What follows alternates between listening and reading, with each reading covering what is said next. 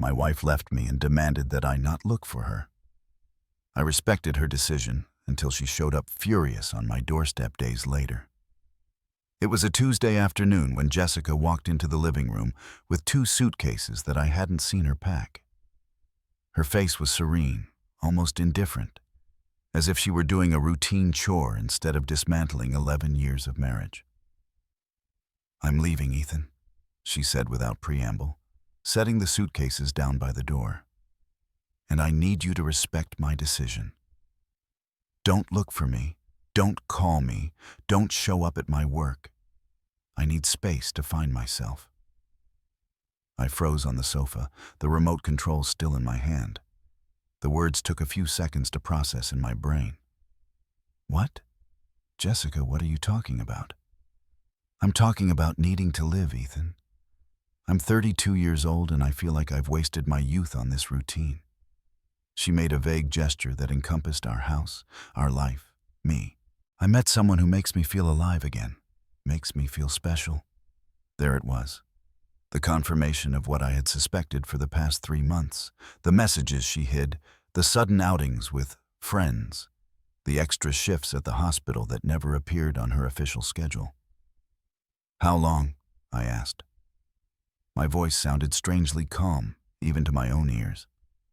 "That doesn't matter. What matters is that I finally understood that I deserve more than this, more than scenes in front of the television and conversations about bills. I want passion, adventure, to feel desired. Jessica, we've been together for 11 years, 11 years building a life, and you're just going to throw it all away because you met someone who makes you feel special?" She sighed with exasperation, as if I were a child who didn't understand something obvious. "That's exactly why, Ethan. Because I've already wasted 11 years. I'm not going to waste any more. And I'm warning you." She leaned slightly forward, her brown eyes fixed on mine with a hardness I had never seen. "Don't look for me.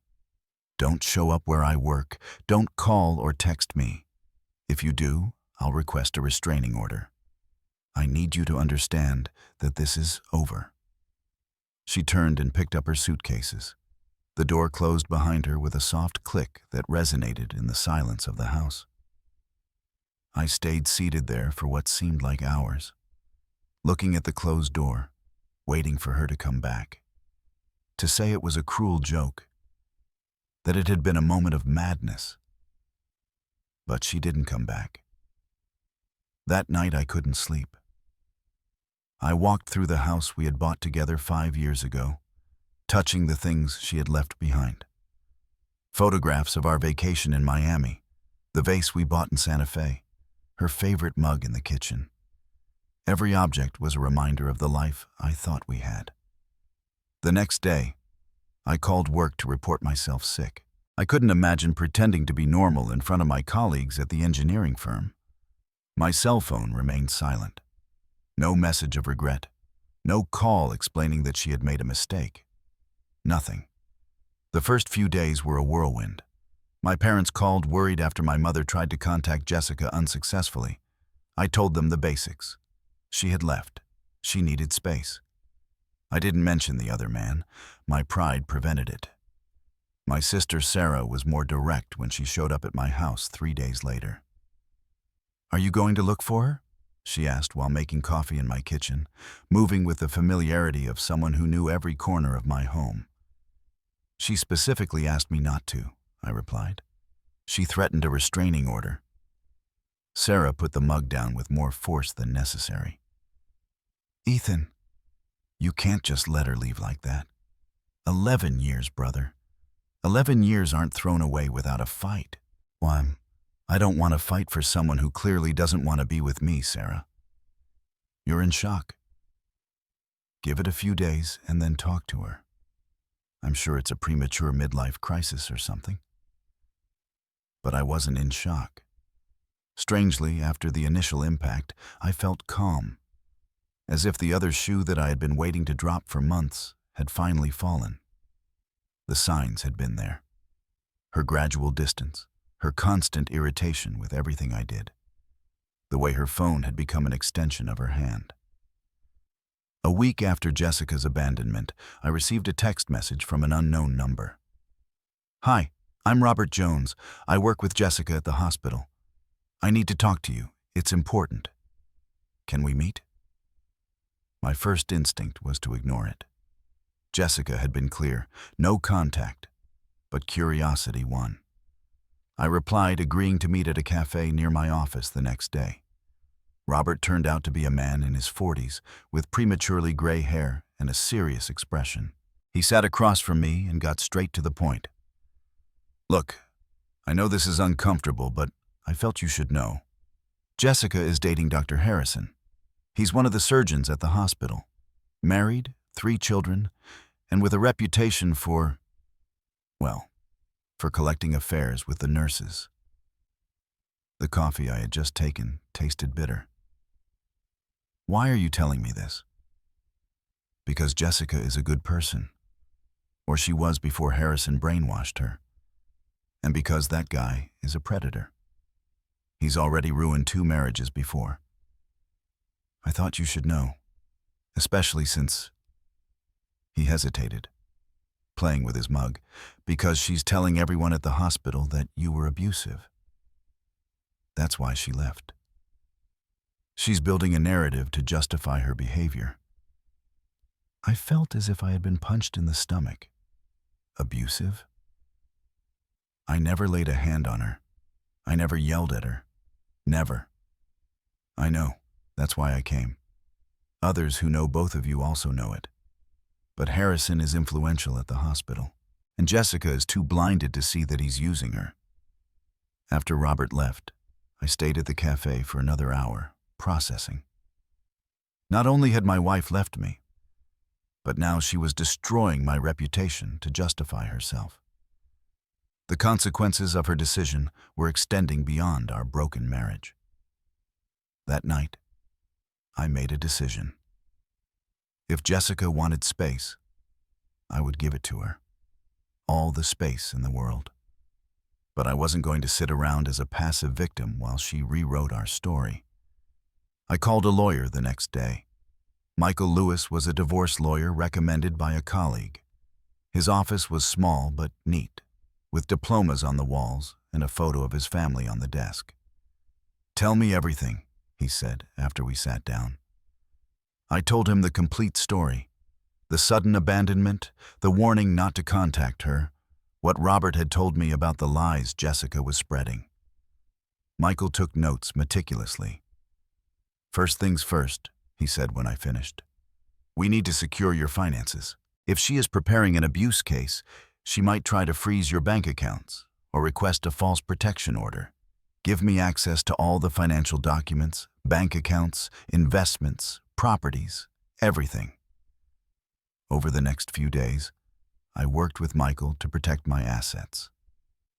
I closed the joint accounts and opened new ones only in my name. I changed all the passwords. I documented every move with screenshots and bank records that showed Jessica had withdrawn more than $70,000 from our savings account 2 days before leaving. "This is gold," Michael said when I showed him the transfers. "She emptied the savings account before abandoning you. That shows premeditation, not an impulsive decision as she's trying to paint." I also discovered something else. Jessica had used our joint credit card to book a luxury hotel in the Bahamas for 2 people. The dates were for 3 weeks from then. Clearly, she had been planning her escape long before announcing it to me. 2 weeks after Jessica left, I was in Michael's office signing the divorce papers. He had prepared everything meticulously: division of assets, liquidation of the house, everything documented and fair according to the law. "Are you sure you want to do this so fast?" Michael asked. "You could still try marriage counseling." She was very clear. She wants her freedom. I'm just facilitating it for her. That afternoon, Michael sent the divorce papers to the address Jessica had registered, her sister Linda's house. I included a simple note. "As you requested, I am giving you your freedom. Please sign the documents and return them within the 30 days established by law. During those days, I focused on my job and rebuilding my routine. I went back to the gym that I had abandoned in the last years of my marriage. I reconnected with friends I had neglected. I cleaned the house thoroughly, donating Jessica's things that she hadn't taken. My mother insisted that Jessica would come back, that this was just a phase. Women sometimes need to feel like they have options, she would say. You'll see that when she realizes what she lost, she'll come back regretting it. But I didn't want her to come back. For the first time in months, maybe years, I felt at peace. The constant anxiety I had felt during the last months of our marriage, the feeling of walking on eggshells, had disappeared. 3 weeks later, on a Saturday afternoon, I was at home watching a football game when the doorbell rang. Insistently, urgently, I got up, surprised. I wasn't expecting anyone. I opened the door and there was Jessica. But it wasn't the serene, confident Jessica who had left. This Jessica had messy hair, red and swollen eyes, and was clearly furious. "How dare you?" she yelled before I could say a word. "How dare you file for divorce? To send me those papers as if our marriage meant nothing?" I leaned against the doorframe, crossing my arms. "Jessica, you were the one who left. You were the one who said you wanted to find yourself, that I wasn't enough. I'm just respecting your decision." I didn't ask for a divorce. Her hands were shaking as she waved the papers in front of me. I asked for space, time to think. "Time to be with Dr. Harrison, you mean?" She froze. "How?" "Jessica, I work with engineers, people who solve problems by nature. Did you really think I wasn't going to investigate? I know everything. The hotel in the Bahamas, the $70,000 you took from our account, the lies you're spreading about me at your job." Her face went through several emotions: surprise, shame, and finally, more fury. "You were snooping in my things. That's an invasion of privacy."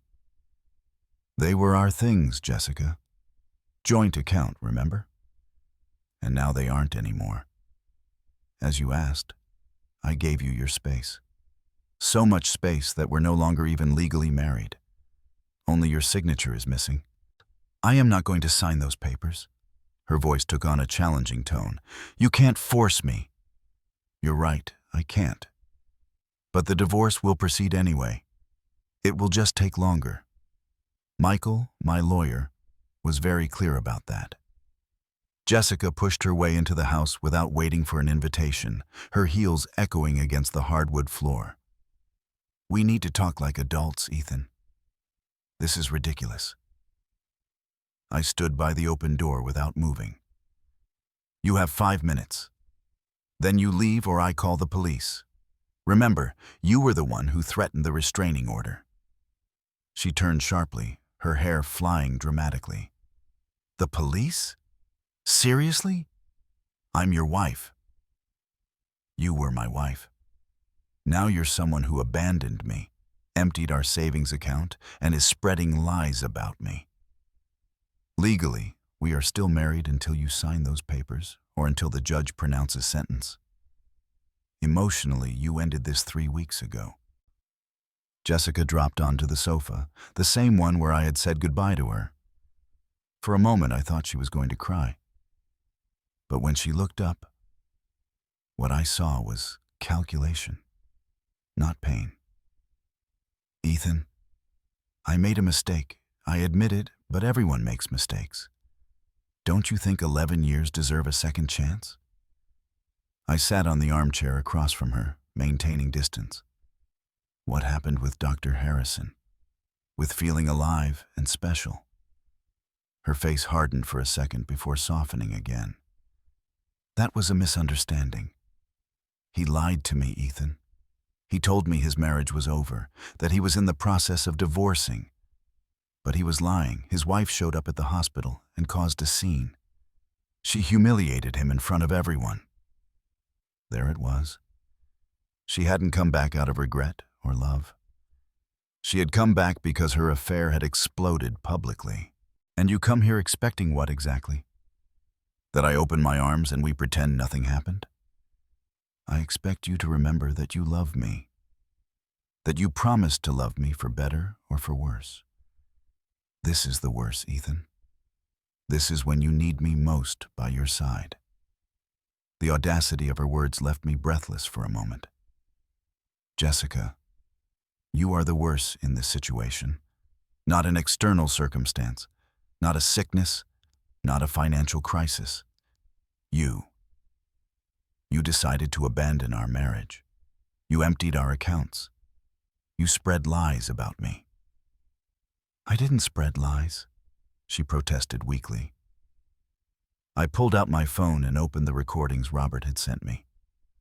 Testimonies from 3 of Jessica's colleagues where she described an emotionally abusive marriage, where I supposedly controlled her and isolated her from her friends. Her face paled as she heard her own voice coming from my phone. Where did you get that? People who value the truth more than gossip. People who know both of us and know you're lying. I turned off the phone. Robert Jones, Sarah Mendez, and your own supervisor, Dr. Hernandez, contacted me. They were worried about you, Jessica. They thought Dr. Harrison had manipulated you, and they wanted me to know the truth.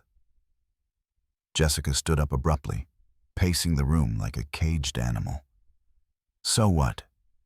You come here to throw it in my face that I made a mistake? Everyone makes mistakes, Ethan. But I at least have the courage to admit it and ask for a second chance. You're not asking for a second chance for the right reasons. You're here because your plan failed. Because Harrison turned out to be exactly what Robert warned me he was. A predator who collects affairs. You're here because you suddenly realized you threw away 11 years for someone who never had serious intentions with you. And you're perfect, I suppose. Her voice went up an octave. The perfect husband who never made a mistake, who never disappointed me, who was never boring or predictable. I never claimed to be perfect, but there is a big difference between being boring and being unfaithful, between being predictable and abandoning your partner without warning. You decided our marriage wasn't worth trying to save. I'm just respecting that decision. Jessica stopped in front of me, her eyes glistening with tears that seemed more out of frustration than sadness. What if I told you I'm really sorry? That I understand I hurt you deeply, and I want to make it up to you. How? The question caught her off guard. What? How do you plan to make it up? Are you going to return the money you took from our accounts? Are you going to publicly retract the lies you told about me? Are you going to end all contact with Harrison? Each question made her step back slightly, as if my words were physical blows. I spent the money. On the hotel, on clothes, on things. But I can pay it back little by little. With what? Our savings were for the down payment on a bigger house. $70,000 that took us 5 years to save up. They disappeared in 3 weeks of your affair. Can I borrow from my family? Ah, yes, your family. I leaned back in the armchair. Do they know why you're here? Did you tell them the truth, or did you tell them the same story about the emotionally abusive husband? Her silence said it all. Jessica, your sister Linda called me 2 days ago. She was worried about you. She said you came to her house crying, saying I had thrown you out, that I was cruel to you, that I denied you access to our money. Do you want to know what I told her? I don't care. I told her the truth. I sent her screenshots of the bank transactions. I forwarded the copy of the text message where you told me not to look for you.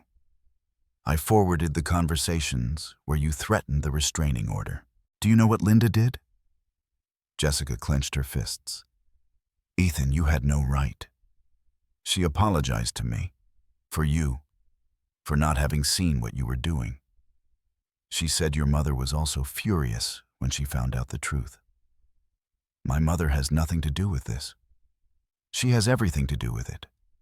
Because when this goes to court, and believe me, it will, if you don't sign those papers, your mother will be called as a witness, just like Linda, your father, your friends from the hospital, everyone. And they will have to tell the truth under oath.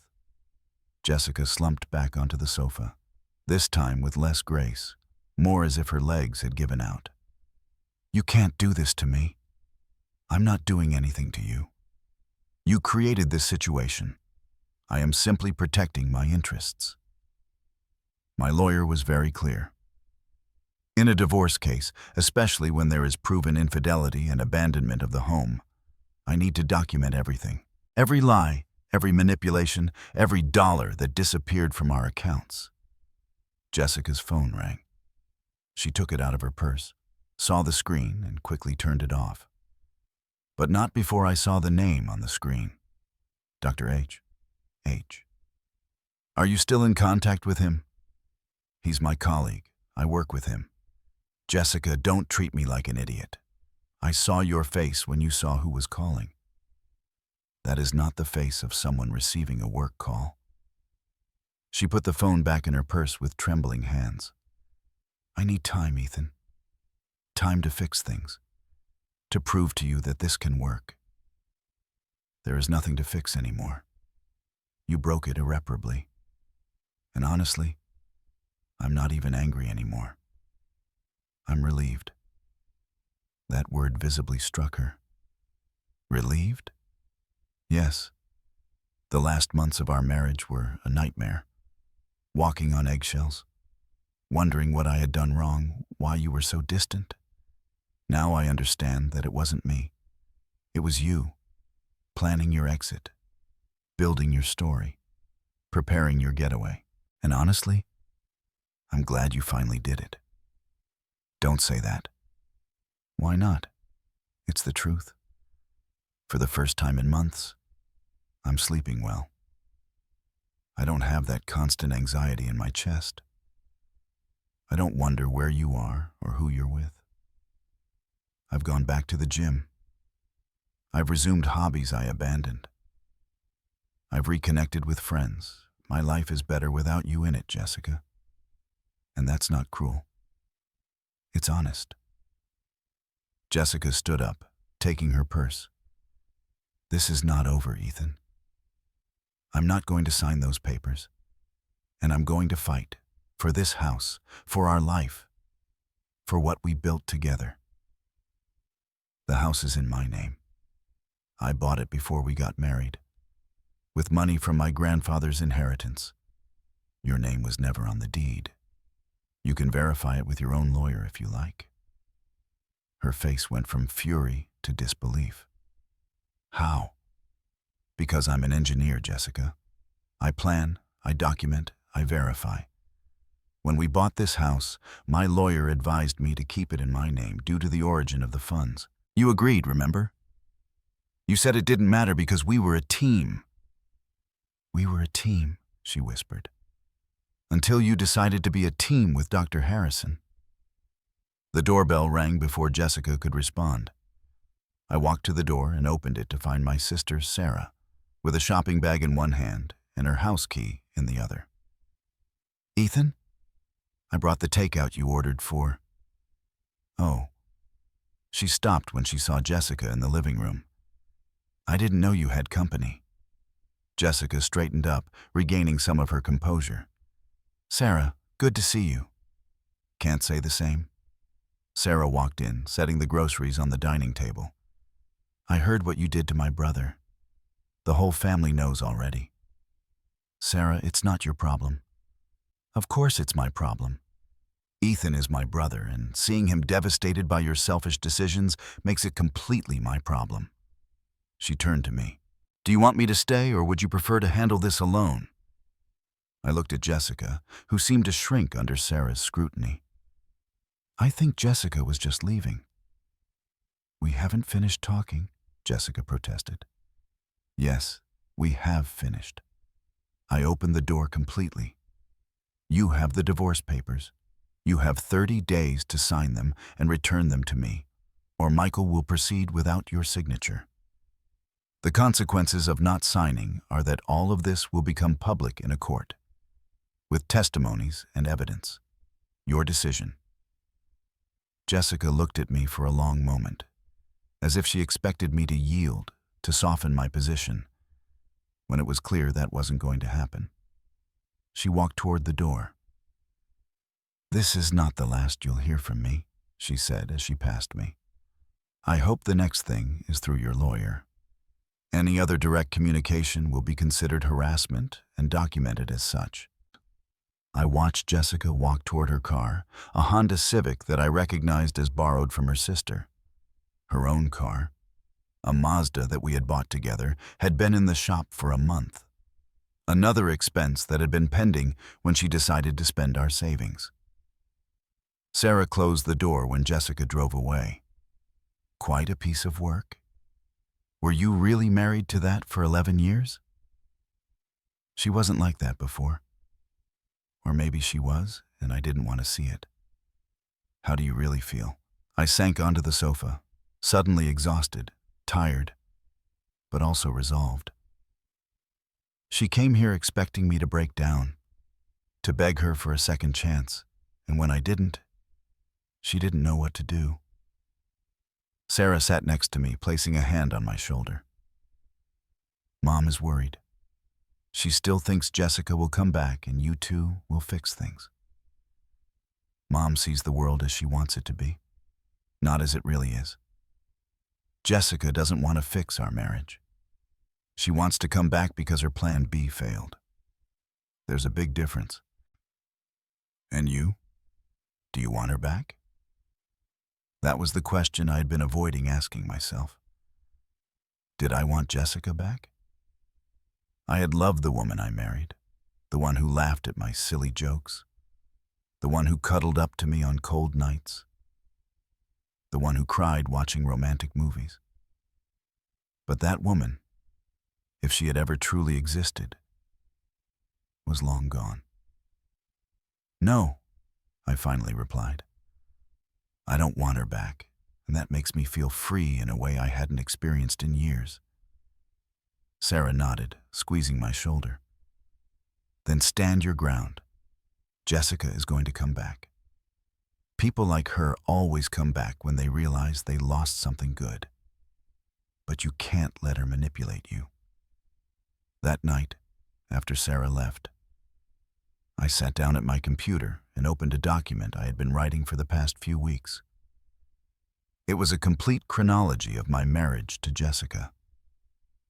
The good times, the bad, and especially the last 6 months, where everything began to fall apart. I documented every suspicious message I had briefly seen on her phone, every excuse to go out, every change in her behavior. I also documented the things I had done or failed to do, seeking to be fair in my evaluation. When I finished, it was at 2 hours and 0 minutes in the morning. I saved the document in an encrypted folder and went to sleep. For the first time in weeks, I slept all night without waking up. The following days brought a tense calm. Jessica didn't show up at my door again, but the calls and messages didn't stop. First they were pleas, then anger, then attempts at emotional manipulation. I ignored them all, responding only through Michael when absolutely necessary. One afternoon, while checking emails at my office, I received a call from an unknown number. I hesitated before answering, but something told me to do it. "Ethan Miller?" asked a female voice I didn't recognize. "Yes, who is speaking?" "My name is Andrea Harrison. I am Dr. Harrison's wife." And there was a pregnant pause. "I think you and I have something in common." My body tensed. "Mrs. Harrison, I'm not sure it's appropriate for us to talk. Please just listen to me for 5 minutes. Afterward, if you want to hang up, I'll understand perfectly." Something in her voice, a mix of pain and determination, made me stay on the line. "All right. 5 minutes. Thank you. Look, I know my husband had an affair with your wife. Unfortunately, it's not the first time this has happened, but this time is different. This time, Jessica is spreading lies that could completely destroy my family.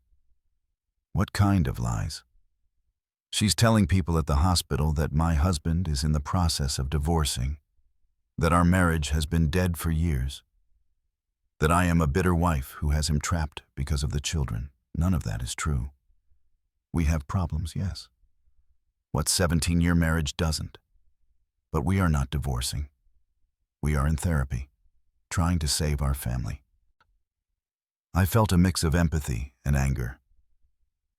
Mrs. Harrison, I'm very sorry for what you're going through, but I don't know how I can help you. I need you to know that Jessica contacted my husband after you sent her the divorce papers. She's been trying to convince him to leave me, telling him that now both of them are free, that they can be together without hiding. My husband, to his credit, told her no, that what they had was a mistake and that he is committed to his family. But she won't take no for an answer. How do you know all this? Because my husband confessed everything to me. In therapy, with our marriage counselor present. It was devastating, but necessary. And now we are trying to rebuild. But Jessica continues to be a problem. I need you to understand that if she comes back to you, if she tries to convince you to give her another chance, it's not because she loves you. It's because her plan to stay with my husband failed. Her words confirmed what I already suspected, but hearing it from another source made it more real. Why are you telling me this? Because a colleague of my husband's, Robert Jones, told me that you are a good person, that you deserve to know the complete truth, and because... Her voice cracked slightly. Because Jessica is trying to destroy my family out of spite. She is calling my older children, telling them lies about their father. My children, Ethan, are 14 and 12 years old. They don't deserve this. I closed my eyes, feeling the weight of the situation. Mrs. Harrison, have you considered talking to a lawyer? What she is doing could be considered harassment. I already did. I have a restraining order in process. But I needed you to know, because I have a feeling that Jessica is going to come back to you with a very different story. And I thought you deserved to know the whole truth before making any decisions. After hanging up with Andrea Harrison, I stared at my phone for long minutes. The image of Jessica I had in my mind, the one of someone confused who made a mistake, completely crumbled. This was a person capable of harassing her lover's children out of revenge. Someone who manipulated the truth without remorse to get what she wanted. That night, I called Michael and told him about the conversation. He took notes carefully. This is important, Ethan. Very important. It demonstrates a pattern of manipulative behavior and potential harassment. Can I contact Mrs. Harrison to coordinate evidence? Yes. She deserves justice as much as I do. There's something else you should know, Michael continued. Jessica hasn't signed the divorce papers. In fact, she hired a lawyer, a very aggressive one, known for complicated cases. His name is David Sanders. The name was vaguely familiar. What does that mean? It means she's going to fight. She will probably try to argue that she is entitled to half of everything, including your house. She could also try to allege that the divorce benefits you financially and ask for compensatory alimony. But the house is in my name, bought with money from my inheritance before the marriage. I know, and we have all the documentation that proves it. But Sanders will argue that during 11 years of marriage, improvements were made to the property with joint funds. Kitchen remodel, the bathroom, the garden. That technically gives Jessica a right to a portion of the increased value of the property. I felt a surge of frustration. And the compensatory alimony? She earns almost as much as I do. She's a specialized nurse. I know, but Sanders could argue that her career was affected by the marriage, that she sacrificed opportunities to support you. It's a common strategy. Lies upon lies. Welcome to the world of contentious divorce. Michael sighed. But we have an advantage. We have solid evidence of infidelity, abandonment of the home, and now, with Andrea Harrison's help, evidence of harassment and manipulation. That weighs heavily with a judge. For the following weeks, I immersed myself in a routine that kept me sane. Work from 8 to 5, gym from 6 to 7 and 30 minutes, then home to eat something healthy and work on personal projects I had neglected. Weekends were dedicated to friends I had lost during my marriage. My friend James, an engineer like me, invited me to his house for a barbecue. "Man, I haven't seen you this relaxed in years," he commented as we grilled steak. "Honestly, I thought Jessica had you half zombified." "Did it show that much, Ethan? The last 2 years you stopped going out with us completely. It was always, Jessica doesn't feel well, or Jessica wants us to spend time together, or Jessica says you spent too much time with them. It was obvious that something was wrong." "Why didn't anyone tell me anything?" James shrugged. "What were we going to say? When someone is in love, they don't want to hear that their partner isn't perfect. We hoped you would figure it out yourself. Or that things would improve. They got worse, I see, but now you're here, alive, smiling. It's good to have you back, brother." That night, surrounded by friends who truly cared about me, I realized how much I had sacrificed for a marriage that was destined to fail. Jessica had systematically isolated me, cutting ties with friends, limiting time with my family, all while cultivating her own relationships and planning her exit. A month after the day Jessica showed up at my door, I received an official summons. The preliminary divorce hearing was scheduled for 6 weeks from then. Michael prepared me for what was coming. "They are going to try to paint you as the bad guy, as someone controlling, cold, emotionally distant. Sanders will probably bring hospital witnesses who will say that Jessica arrived crying, that she talked about how unhappy she was. And us? We have the truth and evidence that backs it up. We have the bank statements showing that she emptied the accounts. We have text messages where she threatens you. We have testimonies from Robert, Sarah, and Dr. Hernandez about the lies she spread. And now, we have Andrea Harrison and her testimony about the harassment. Will it be enough? More than enough. But I need you to be prepared. They are going to say horrible things about you. They are going to distort moments of your marriage to make you look bad. You need to stay calm, not react emotionally." I spent the next few weeks preparing mentally. Michael had me practice answers to difficult questions. He taught me to maintain my composure under pressure. We also gathered more evidence. Photographs of our marriage where Jessica seemed happy, contradicting her narrative of years of misery. Loving text messages she had sent me until a few weeks before she left. Emails where we discussed future plans, including renewing our vows on our 12th anniversary. One afternoon, Sarah showed up at my house unannounced. She brought a box full of things that Jessica had left at her sister Linda's house. "Linda asked me to give you this. She said Jessica can't stay with her anymore. She's causing too much trouble."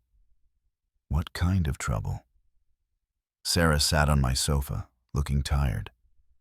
"Jessica is living like she has no responsibilities. She goes out late, comes home drunk, fights with Linda over everything.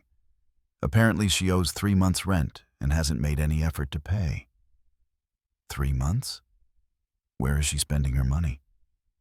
On going out? On clothes? On trying to maintain a lifestyle she can no longer afford? James, Linda's husband, is furious. He says Jessica is being a bad influence on their children. The children heard her talking on the phone with someone, saying inappropriate things. I felt a mix of pity and satisfaction. The consequences of Jessica's decisions were finally catching up with her head-on. Where is she going to live now? That's not your problem, Ethan. It stopped being your problem when she left you. Sarah was right. But a part of me, the part that had loved Jessica for 11 years, worried. That part made me weak, vulnerable to her manipulation. As if I had invoked her presence with my thoughts, my phone rang. It was a blocked number. I answered on speaker so Sarah could hear. "Ethan, it's me." Jessica's voice sounded small, vulnerable. "Please don't hang up. You have 1 minute. Linda is kicking me out. I have nowhere to go. My parents are traveling and they don't return until next week.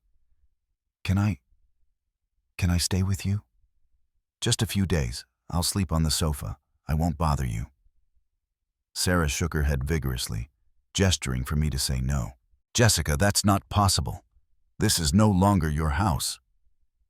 I have nowhere to go." Her voice rose, losing the vulnerability and revealing frustration. "Are you really going to leave me on the street? You have friends, colleagues from the hospital, family members. I am not your only option. In fact, I shouldn't be any option. My friends are tired of me. My family is embarrassed. You are the only person who can help me now.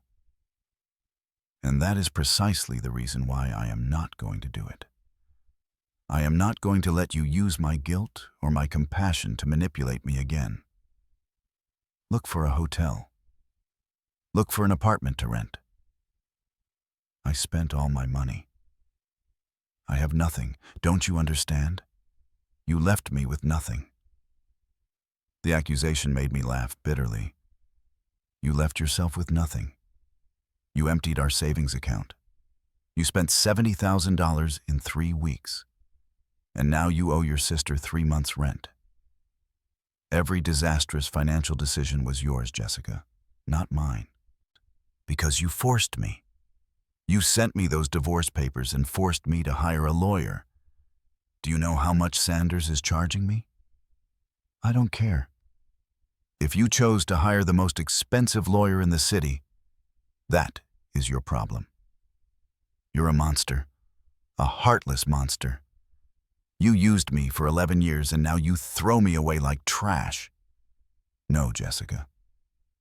You decided to leave. I just facilitated your exit. And now I need you to stop calling me. All communication must be through our lawyers. Ethan, please. I'm going to end up on the street.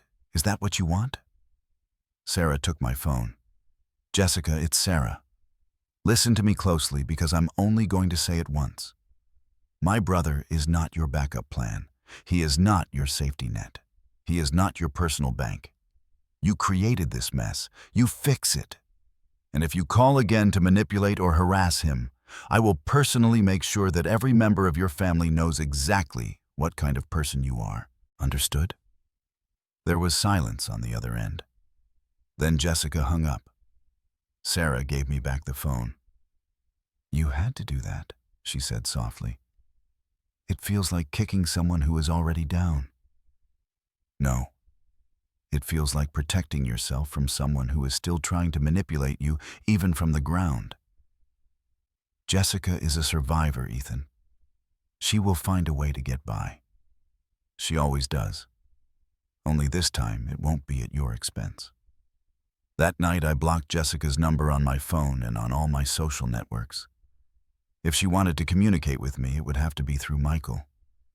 No more calls at midnight, no more messages of plea, no more attempts at emotional manipulation.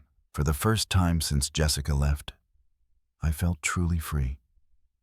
The chains of guilt and obligation that I had carried for 11 years had finally been broken. And although the road ahead was still uncertain, at least now I was walking in the right direction. The preliminary hearing was scheduled for a Tuesday at 9 hours and 0 minutes in the morning. I arrived at the courthouse with Michael 30 minutes before, wearing the navy blue suit my father had given me for my college graduation. Michael checked the documents one last time while we waited in the hallway. Remember, he said without looking up from his papers. Stay calm, no matter what they say. Do not look directly at Jessica unless the judge asks you to. Answer only what they ask you, without adding extra information. And if Sanders tries to provoke you, take a deep breath and count to 3 before answering. I nodded, feeling my heart beating fast. Despite all the preparation, the idea of being in the same room as Jessica made me nervous. At 8 hours and 55 minutes, the courtroom doors opened and Jessica walked in with David Sanders. She was wearing a conservative blue dress, very different from the flashy clothes she usually wore. Her hair was pulled back in a simple bun. Her makeup was discreet. She looked like the dedicated professional nurse she wanted to project, not the woman who had emptied our accounts to run off with another man. Sanders was exactly as Michael had described him to me. Tall, about 50 years old, with impeccably groomed gray hair and a suit that probably cost more than my car. He had that arrogant confidence of someone accustomed to winning. Jessica looked directly at me as she passed. Her eyes were red, as if she had been crying. Apparently, part of her strategy was to look like the heartbroken victim. "All rise," announced the bailiff when Judge Harrison entered the room. She was a woman in her 60s, with a reputation for being fair, but strict. Michael had told me that was good for our case. The judge sat down and reviewed the documents in front of her for what seemed like an eternity. Finally, she looked up. "We are here for the preliminary hearing in the case of Miller versus Miller divorce. Are both parties present with their legal representatives?" "Yes, Your Honor," Michael and Sanders responded in unison. "Good. Mr. Sanders, I understand your client opposes the divorce requested by Mr. Miller. Is that correct?" Sanders stood up with deliberately slow movements. "That is correct, Your Honor. My client believes this marriage can be saved and requests that marriage counseling be ordered before proceeding with any divorce action." "Mr. Lewis, is your client willing to consider counseling?" Michael stood up. "No, Your Honor. My client has made it clear that the marriage is irretrievably broken. Furthermore, we have substantial evidence of infidelity on the part of Mrs. Miller, as well as abandonment of the marital home." Judge Harrison frowned slightly. "Those are serious accusations, Mr. Lewis. I assume you have evidence to support them." "Yes, Your Honor. We have bank statements showing that Mrs. Miller withdrew $70,000 from the couple's joint accounts 2 days before abandoning the home. We also have text messages where she specifically orders Mr. Miller not to contact her, threatening a restraining order if he does. And we have testimonies from Mrs. Miller's colleagues at General Hospital confirming her relationship with Dr. Alejandro Harrison." Sanders stood up abruptly. "Objection, Your Honor. Those testimonies are rumors and hallway gossip, not admissible evidence." "I have sworn affidavits, Your Honor," Michael countered, pulling out a thick folder. 3 employees of the hospital, including a supervisor, are willing to testify under oath about the relationship between my client and Dr. Harrison. Furthermore, Michael continued, we have the testimony of Andrea Harrison, Dr. Harrison's wife, who can confirm the affair and is in the process of obtaining a restraining order against Mrs. Miller for harassing her minor children. Jessica's face visibly paled. Sanders leaned over to whisper something to her, but she shook her head repeatedly. Judge Harrison raised a hand. "One moment. Are you saying that Mrs. Miller is harassing minors?" "Yes, Your Honor. Mrs. Harrison has documented multiple attempts at inappropriate contact with her children aged 14 and 12, including telephone calls where Mrs. Miller made derogatory comments about the children's father." "That's a lie." Jessica stood up suddenly, her composure vanishing. "I only called to explain the truth about their father to them. They have a right to know what kind of man he is." "Mrs. Miller," Judge Harrison's voice echoed in the room, "you will sit down and remain silent, or I will have you removed from this courtroom." Understood? Jessica sat down slowly, her hands trembling. Sanders looked furious. Clearly, he didn't expect his client to have that outburst. "Your Honor," Sanders said, regaining his composure. "My client was under tremendous emotional stress. Mr. Miller abandoned her financially, leaving her without resources." Abandoned her financially? The judge consulted the documents in front of her. "Mr. Lewis, can you clarify this?" Michael stood up again. "Your Honor, Mrs. Miller voluntarily abandoned the marital home. Mr. Miller did not deny her access to any resources. In fact, she was the one who emptied the joint accounts before leaving. My client closed the remaining accounts only to protect his assets after she threatened him not to contact her. We have the text messages." Michael handed copies to the bailiff. In them, Mrs. Miller explicitly tells Mr. Miller that she owes him no loyalty, that she needs to find herself, and that if he attempts to contact her, she will request a restraining order. The judge read the messages silently, her expression becoming increasingly serious. "Mr. Sanders, these messages seem to contradict your client's narrative that she was abandoned. Your Honor, my client was in emotional crisis after years of a marriage where she felt belittled and controlled." "Controlled?" Michael interrupted. "Your Honor, Mr. Miller never controlled his wife's finances. Both had equal access to all accounts. Both worked and contributed to the household. In fact, we have evidence that Mr. Miller's salary was slightly higher. But he never used that as a tool for control. Furthermore," Michael continued, clearly taking advantage of the moment, "we have evidence that Mrs. Miller spent the $70,000 she withdrew on luxury hotel reservations, expensive clothing, and dinners at exclusive restaurants. All this while telling her family that Mr. Miller had left her without resources." Sanders tried to interrupt, but the judge raised her hand. "I want to see that evidence, Mr. Lewis." Michael handed over another folder with bank statements and receipts. The judge reviewed them carefully, her frown deepening with each page. "Mr. Sanders," she finally said, "your client withdrew $70,000 from the joint accounts and spent them on what clearly appears to be personal luxuries, not basic necessities. How do you explain this in the context of your argument of financial abandonment?" Sanders was sweating slightly now.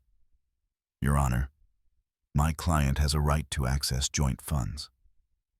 "Of course she has a right. But you are arguing that Mr. Miller left her in a desperate financial situation, when clearly she was the one who exhausted the available resources. That is not consistent." Jessica leaned over to whisper something urgently to Sanders. He shook his head, but she insisted. Finally, he requested a 5-minute recess to consult with his client. The judge granted it. In the hallway, Michael put a hand on my shoulder. "It's going well. Better than I expected, honestly. Sanders had no idea about all the evidence we had. Do you think Jessica will give up?" "I don't know. But her case is unraveling quickly." When we returned to the courtroom, Jessica looked different. The careful composure had completely disappeared. Her eyes were red and swollen from genuinely crying this time, not as a performance. Sanders looked resigned. "Your Honor," Sanders began when the hearing resumed, "my client requests a 30-day recess to review her position regarding the divorce." "Denied," Judge Harrison replied firmly. "We have been here for 2 hours, reviewing evidence that clearly shows that Mrs. Miller voluntarily abandoned the marriage, exhausted the joint financial resources, and is now attempting to rewrite the narrative to benefit financially. I will not allow my court to be used for that purpose. Your Honor, please." "Mr. Sanders, I have seen enough. The divorce will proceed. As for the division of assets," she consulted her documents, "I see that the main residence is in Mr. Miller's exclusive name, acquired with inheritance funds before the marriage. Is that correct?" Yes, Your Honor, Michael confirmed. Then Mrs. Miller has no right to that property. As for other assets, Your Honor, Sanders interrupted desperately, I request that consideration be given to my client contributing to the maintenance and improvements of the property during 11 years of marriage. Do you have evidence of those contributions? Receipts? Documents showing that she specifically paid for improvements? Sanders hesitated. The contributions were informal, part of the general household maintenance. Then you have no specific evidence. Request denied. The judge turned to Jessica. Mrs. Miller, is there anything you wish to say before I issue my order? Jessica stood up slowly. When she spoke, her voice trembled. I just want you to know that I am not the person they are painting here. I made mistakes, yes, but Ethan was not the perfect husband everyone thinks. He was cold, distant. He made me feel invisible. Mrs. Miller, the judge's voice was firm but not cruel. I am not here to judge the quality of your marriage. I am here to determine how to proceed with the divorce that you provoked with your actions. And based on the evidence presented today, my ruling is as follows. The divorce will proceed without delay. The residence remains the exclusive property of Mr. Miller. The movable assets will be divided equally. Excluding items of unique sentimental value to each party, there will be no compensatory alimony for either party, as both have stable employment with similar incomes. Jessica sobbed audibly. Furthermore, the judge continued, I order Mrs. Miller to cease all contact with the Harrison family, especially with the minors. Any violation of this order will result in contempt charges. And finally, each party will cover their own legal fees. She struck her gavel. This hearing is concluded. Orders will be formally issued within 48 hours. Mr. Miller, Mrs. Miller, I wish you both the best in your separate lives. As the judge left the room, Jessica collapsed into her chair. Sanders was speaking to her in a low voice, but she didn't seem to be listening. Michael guided me out of the room quickly. Don't look back, he murmured. It's over. Just before crossing the doors, I heard Jessica's voice shouting my name. Ethan, Ethan, please. Michael gently pushed me.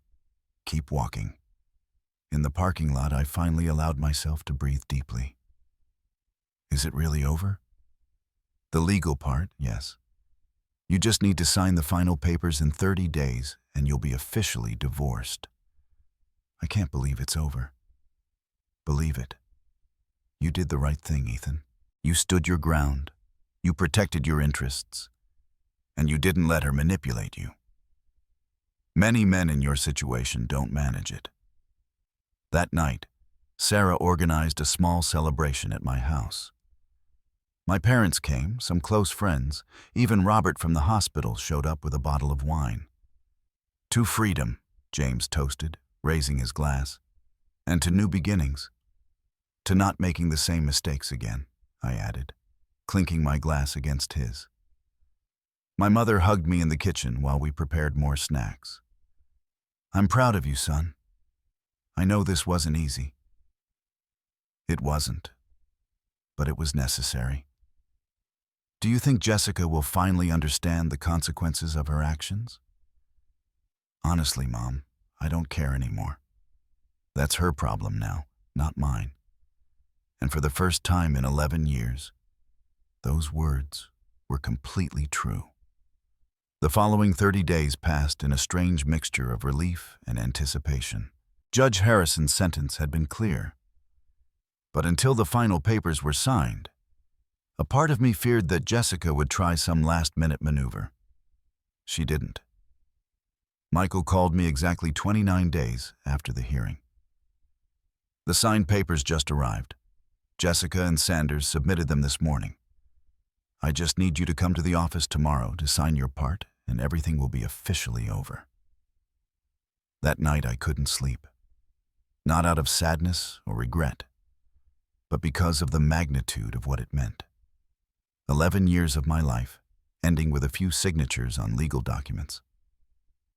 I got up at 3 hours and 0 minutes in the morning and walked through the house, remembering moments Jessica and I had shared here. But strangely, I felt no pain. Only a kind of quiet acceptance. The next day, I arrived at Michael's office at 9 hours and 0 minutes sharp. The documents were spread out on his desk, marked with yellow tabs in the places where I needed to sign. "Sure about this?" Michael asked, although we both knew the question was pure formality. "Completely sure."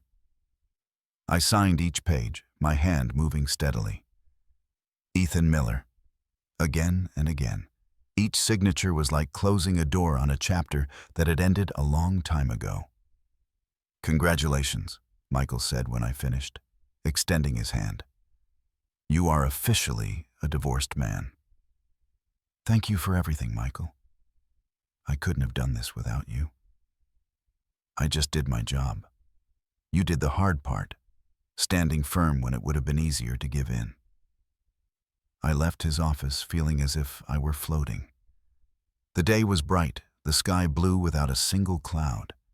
Everything seemed sharper, more vivid. I got into my car and just sat there for a few minutes, letting the reality sink in. My phone rang. It was a message from Sarah. "Is it done? Are you free?" "Yes, officially divorced. Party at your house tonight. I won't take no for an answer." I smiled.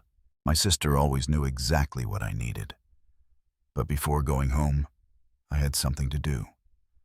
I drove to General Hospital, the place where Jessica worked. Not to see her, but to talk to someone who had helped me when I needed it most. I found Robert in the cafeteria during his break. He was surprised to see me. "Ethan, what are you doing here?" "I came to thank you personally. Your testimony, the information you gave me, it changed everything. I don't know what would have happened without your help." Robert shook his head. "I just did the right thing. Jessica is a good nurse, but what she did to you was unforgivable, and the lies she spread about you." He sighed. "Many of us here felt bad for not saying something sooner." "How is she?" "Honestly, not very well. After the hearing, she took a leave of absence. They say she's looking for work at another hospital in another city. I think she finally understood that she can't stay here anymore." "And Harrison?" "He's still in therapy with his wife. Andrea is a strong woman. She decided to give him another chance, but with very strict conditions. He no longer works night shifts. He has to report his location constantly, that sort of thing." I nodded. "I'm glad for her. No one deserved what happened." "And you? How are you really? Free?"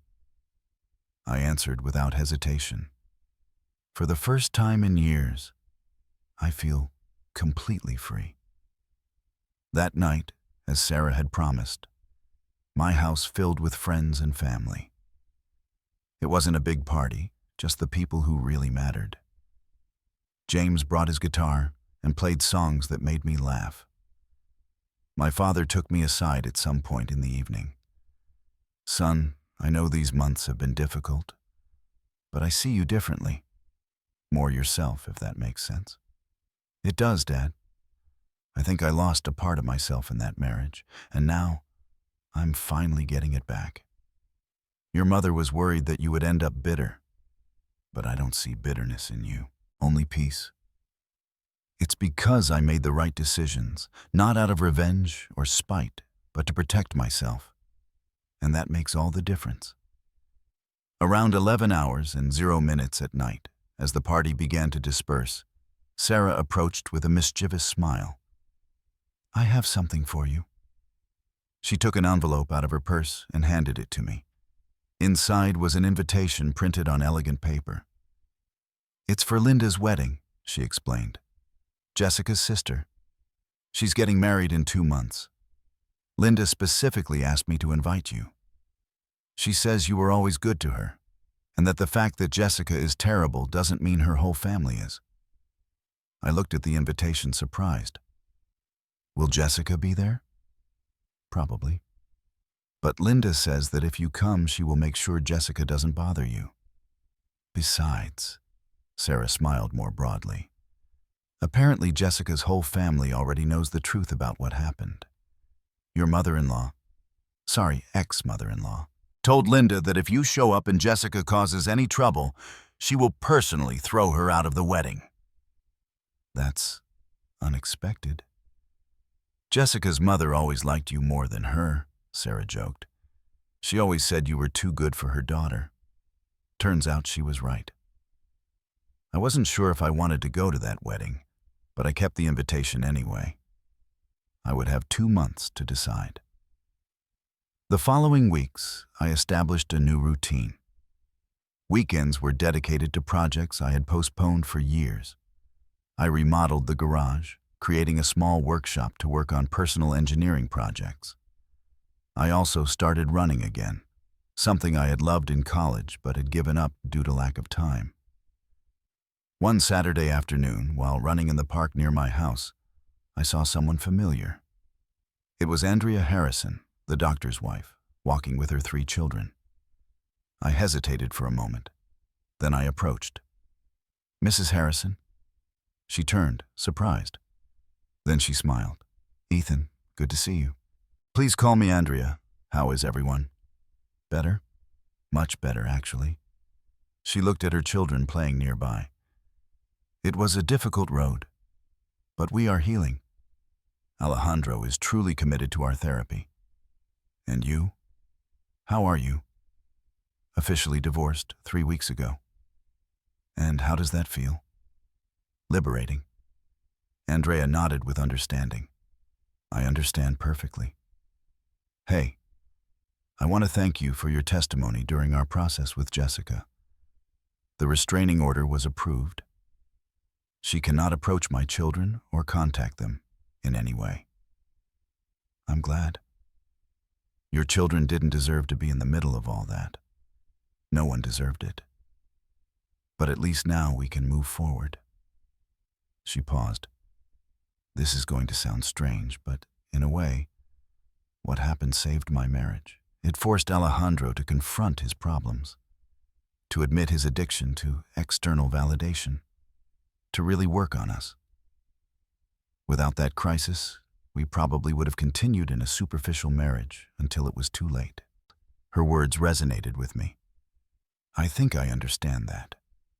My divorce forced me to see things about my marriage that I'd been ignoring for years."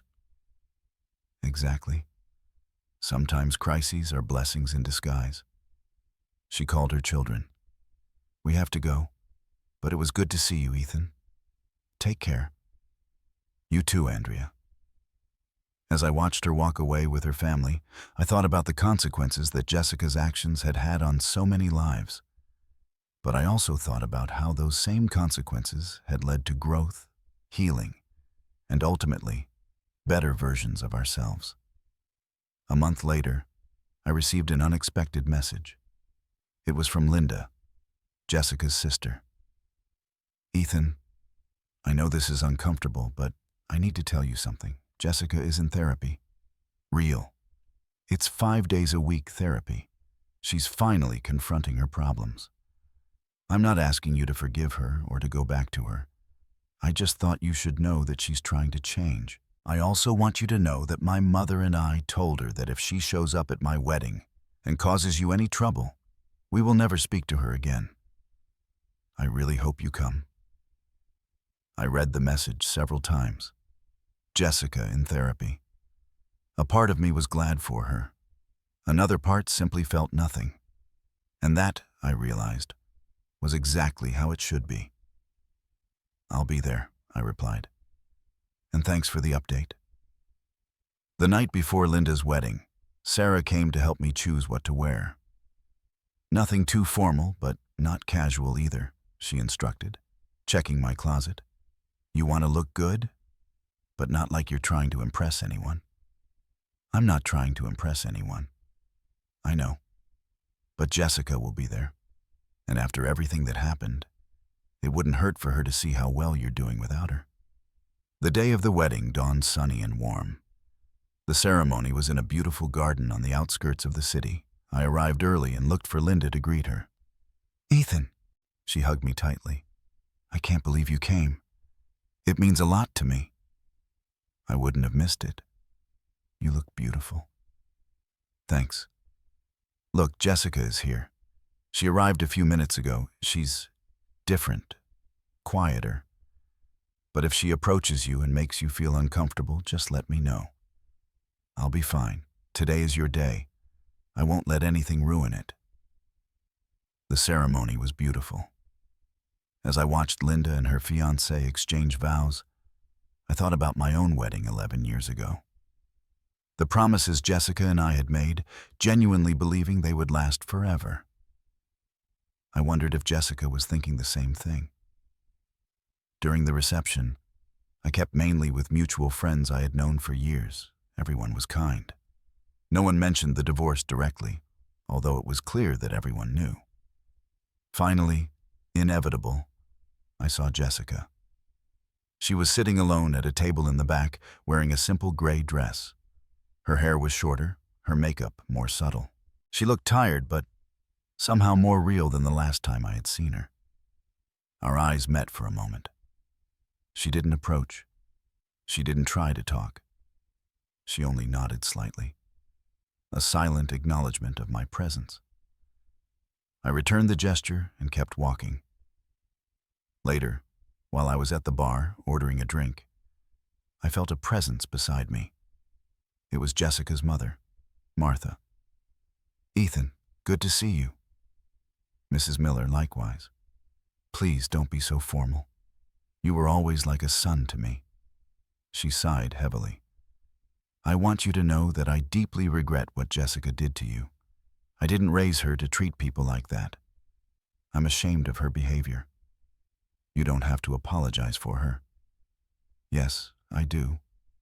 Because I'm her mother, and because I appreciate you. You were a good husband, Ethan. Patient, kind, hardworking.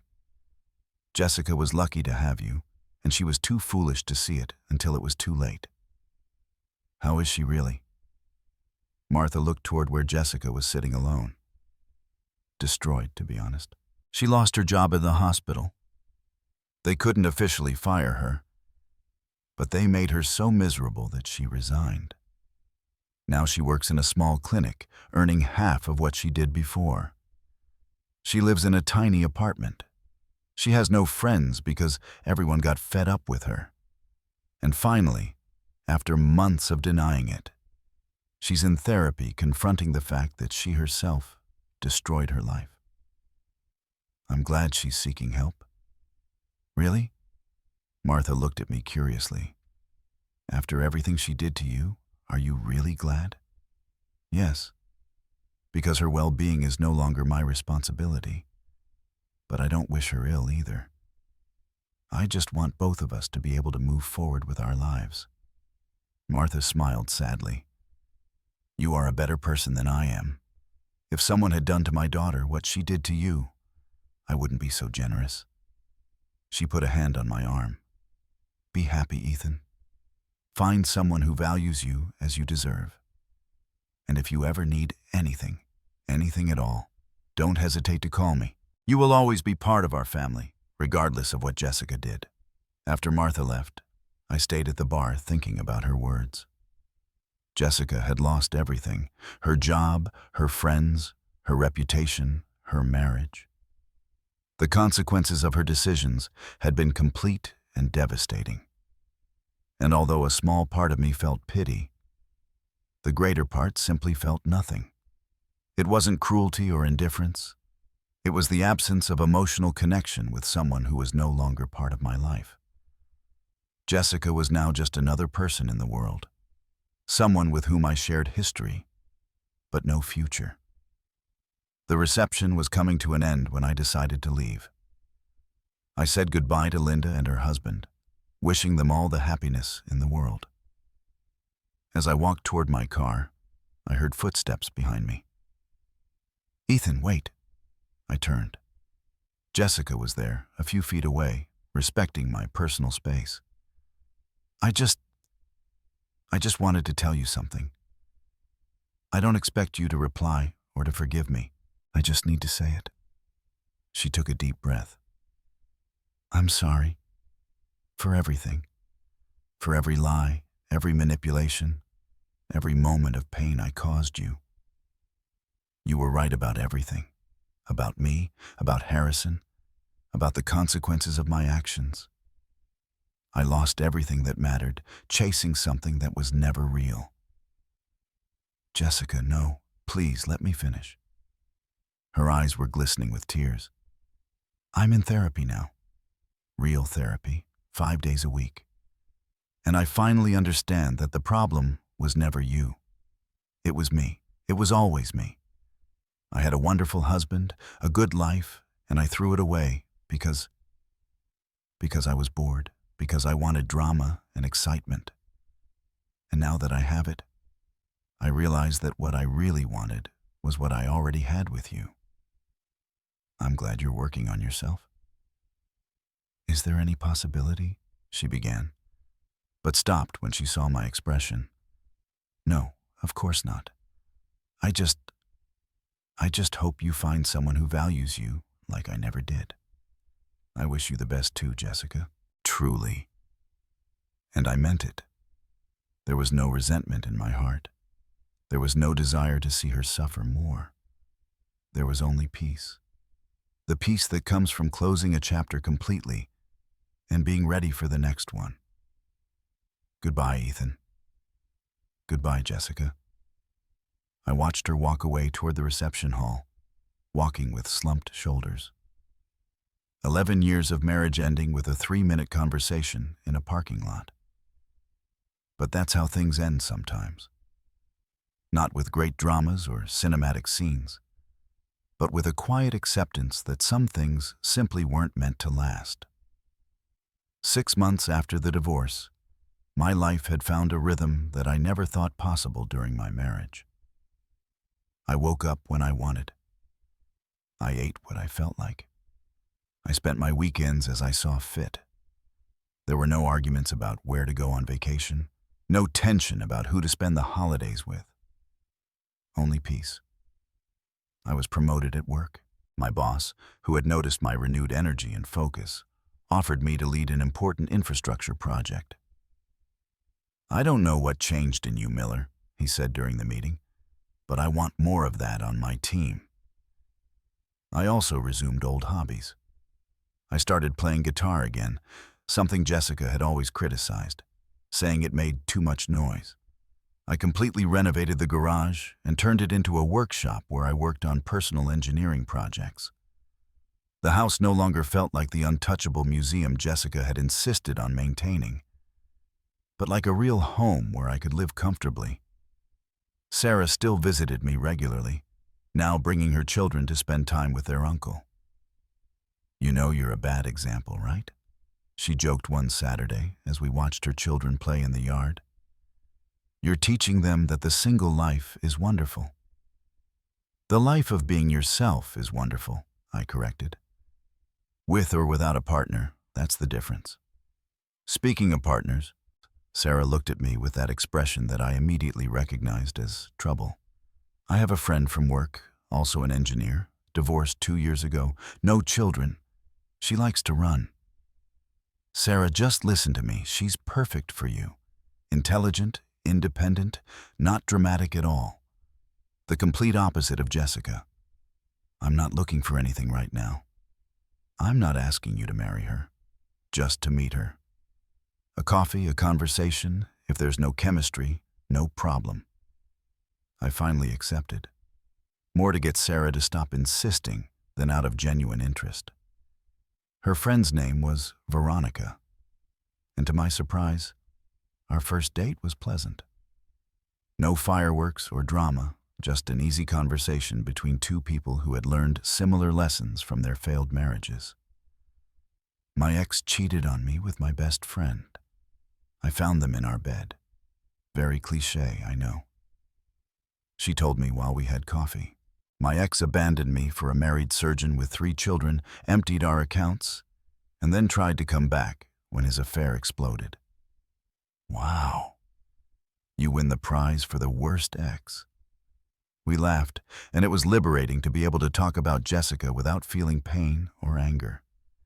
It was just a story to tell, an experience that had taught me valuable lessons about who I was and what I wanted in life.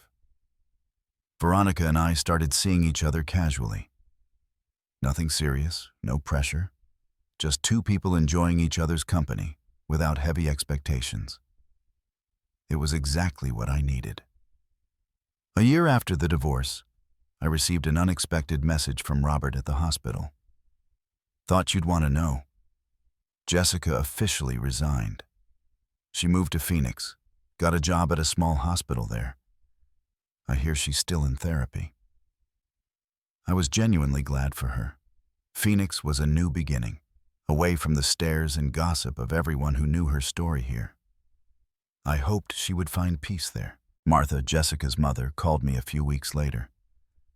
Ethan, I know it's weird for me to call you, but Jessica asked me to tell you something. What is it? She says thank you. That respecting her original decision to let her go was the best thing you could have done for her. That if you had fought or tried to bring her back, she would never have hit rock bottom enough to seek real help. She says you saved her life by letting her face the consequences of her actions. Her words surprised me. How is she really? Better. Much better. She lives modestly, works hard, goes to therapy religiously. She's dating someone, a teacher, someone quiet, stable. Nothing like what she was looking for before. I'm glad for her. And you? Are you happy? I thought about my current life, the job I loved, the friends who valued my company, the family who had always supported me, the new and healthy relationship with Veronica that was growing at its own natural pace. Yes, I answered honestly. I'm happy. That's all a mother could ever wish for you. Even though I couldn't be your mother-in-law for long, I will always consider you family. 2 years after the divorce, Veronica and I moved in together. There was no dramatic proposal or rush to get married. We just decided that we wanted to share a space, to build something together. We bought a new house, with no history or memories of past relationships, a blank canvas to paint our future. My father came to help us move.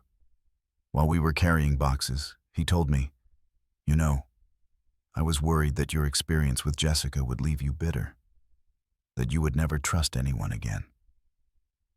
It could have been that way, but I learned something important. Jessica does not represent all women, just as I do not represent all men. She had problems that had nothing to do with me, and instead of letting that destroy me, I used it to grow. Wise words, son. James organized a barbecue to celebrate our new house. As we grilled steak and drank beer, I realized something. I was surrounded by real people. No masks, no games, no manipulations. Just genuine friendships built on honesty and mutual respect. Do you ever regret it? James asked later that night. Not fighting for everything with Jessica? Not forgiving her when she came back? Never, I answered without hesitation. Forgiving her would have meant allowing her to repeat the pattern. Giving her another chance without her facing real consequences would have been doing a disservice to both of us. Sometimes the greatest love you can show is letting someone face their own reality. Deep, painful, but necessary. Sarah visited me one afternoon with news. Remember Linda, Jessica's sister? Of course. I ran into her yesterday. She says Jessica is engaged. To that teacher her mother spoke about. They're getting married next year. I waited to feel something. Jealousy, pain, anger, but I only felt nothing. Well, not exactly nothing. I felt a slight relief that Jessica had found peace and gratitude that it was no longer my problem. "I'm happy for her," I said honestly. "Seriously?" "Seriously. Jessica needs to be happy with someone else, somewhere far from here, living a life that has nothing to do with me. And I need the same. We both deserve second chances." "When did you become so zen?" "When I learned that holding a grudge is like drinking poison and expecting the other person to get sick." 3 years after the divorce, Veronica and I got married in a small ceremony on the beach. Just close family and true friends, nothing ostentatious, nothing pretentious, just people who genuinely loved us, celebrating with us. During the vows, as I looked into Veronica's eyes, I thought about how different this love was. There were no dramatic fireworks or overwhelming passion. There was something better. Partnership, respect, honest communication, and the quiet certainty that we were building something solid. "I promise to be your partner," I said, "in the good days and the difficult ones. I promise to communicate honestly, even when it's uncomfortable. I promise to grow with you, not at your expense. And I promise that if one day this doesn't work out, we will talk honestly before resentment can grow." They weren't the traditional vows, but they were real. And that mattered more than any poetic phrase. On our honeymoon in Hawaii, while watching the sunset from a beautiful lookout, Veronica asked me, "Do you ever think about her? About Jessica?" "Honestly, no. She's part of my past, an experience that taught me a lot about myself. But I don't miss her, nor do I wonder what would have happened if things were different.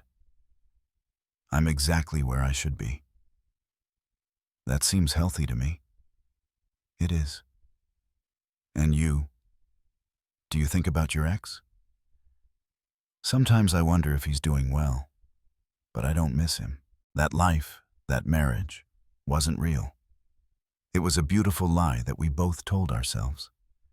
This, she pointed between us, this is real. 5 years after the divorce, I received a letter in the mail. I didn't recognize the handwriting, but the sender was from Phoenix. I opened it with curiosity.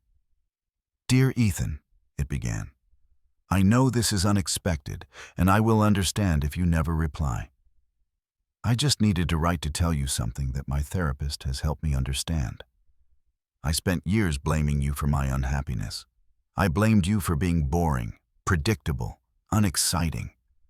But the truth is, you were stable, reliable, constant. And I misinterpreted that as flaws because I was looking for drama, not love. I married David 2 years ago. He is a good man, quiet, stable. Everything I once criticized in you, I now value in him. And I finally understand what I had with you and threw away so stupidly. I'm not writing to you expecting a reply or seeking friendship. I just needed you to know that I finally understand. That I finally grew up. And that I deeply regret having hurt you. You deserve all the happiness in the world. With care and regret, Jessica." I showed the letter to Veronica. She read it carefully and then handed it back to me. "Are you going to reply?" "I don't know. Part of me wants to tell her that I forgive her, that I'm glad she found peace. Another part thinks it's better to leave the past in the past. Whatever you decide will be fine. But if you ask me, I think replying with grace could close that chapter definitively. Not for her, but for you." I thought about her words for several days. Finally, I wrote a short reply. "Jessica, thank you for writing. I'm glad you found peace and happiness. The past is in the past, and we have both moved on. I don't hold a grudge. I wish you the best in your life with David. Take care. Ethan." Brief, cordial, definitive. Closing that chapter with grace, without drama or resentment. Today, 7 years after Jessica left me, I look at my life and barely recognize the person I was then. The man who walked on eggshells, who felt constant anxiety, who had lost parts of himself trying to keep someone happy who was never going to be satisfied. Veronica and I just bought a dog, a chocolate Labrador we named Bruno. We have a weekend routine where we run together in the mornings, work in the garden in the afternoons, and spend the evenings cooking and watching movies. It's not the glamorous life Jessica was looking for. There's no drama, no overwhelming passion, no dangerous adventures. But there is something much better. Peace, companionship, and the deep knowledge that the person next to me chooses me every day. Not out of obligation or convenience, but because she genuinely wants to be here. Sarah recently asked me if I ever regret not fighting for my marriage with Jessica, not trying counseling or a second chance. Never, I replied. Because fighting for something doesn't mean you should stay when that something is toxic. Sometimes the bravest act is knowing when to let go. Jessica needed to leave to learn her lessons, and I needed to let her go to learn mine. And what was your lesson? That my worth is not determined by how much someone else appreciates me. That being alone is better than being with someone who makes you feel alone. And that true love, when it finally arrives, is quiet, not chaotic. It's choosing each other every day, not fireworks that burn out quickly.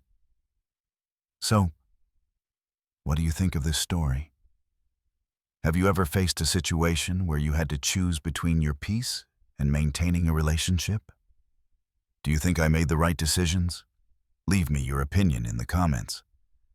And if this story resonated with you in any way, don't forget to leave your like and subscribe to the channel. Thanks for staying with me until the end of this story. Take care.